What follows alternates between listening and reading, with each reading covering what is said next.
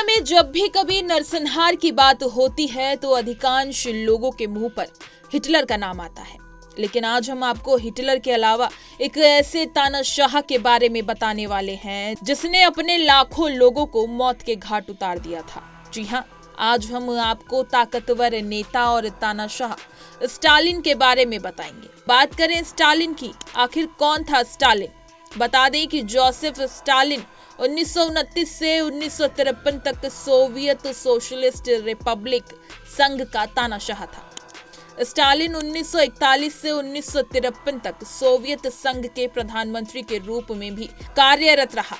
Stalin के शासन के दौरान सोवियत संघ एक कृषि आधारित अर्थव्यवस्था से एक औद्योगिक और सैन्य महाशक्ति में बदल गया था। हालांकि उसका शासन आतंक से भरा हुआ था और उसके क्रूर शासन के दौरान लाखों सोवियत नागरिक मारे गए थे।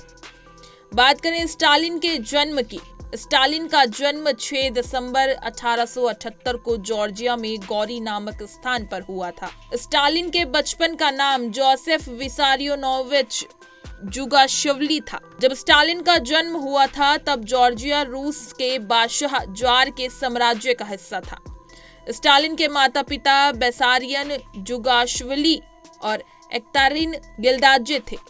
जोसेफ स्टालिन से पहले उनके कई बच्चे हुए, लेकिन स्टालिन जीवित बचने वाला उनका एकमात्र बच्चा था।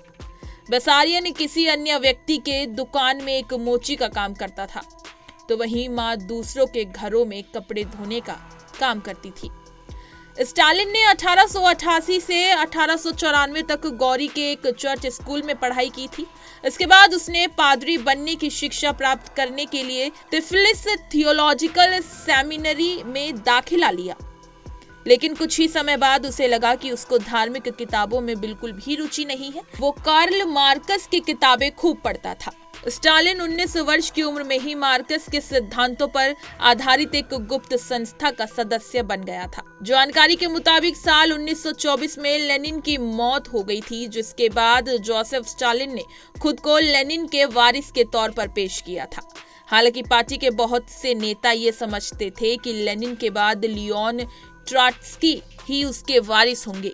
इस दौरान जोसेफ स्टालिन ने अपने विचारधारा का खूब प्रचार किया था। स्टालिन कहा करता था कि उसका मकसद सिर्फ सोवियत संघ को मजबूत करना है, ना कि पूरी दुनिया में इनकलाब लाना। जब ट्रॉट्स्की ने स्टालिन की योजनाओं का विरोध किया तब जोसेफ स्टालिन ने उन्हें देश से निकाल दिया। 1920 तक जोसेफ स्टालिन सोवियत संघ का एक बहुत बड़ा तानाशाह बन चुका था। इतिहासकारों के मुताबिक जोसेफ स्टालिन खुद को एक नरमदिल और देशभक्त नेता के तौर पर प्रचारित करते थे, लेकिन स्टालिन अक्सर उन लोगों को मरवा देते थे जो भी उनका विरोध करता था। मरने वालों में सेना के लोग, कम्युनिस्ट पार्टी के लोग भी शामिल थे। कहा जाता है कि स्टालिन ने पार्टी की सेंट्रल कमेटी के 139 में से 93 लोगों को मरवा दिया था। इसके अलावा उन्होंने सेना के 103 जनरल और एडमिरल में से 81 को मरवा दिया था।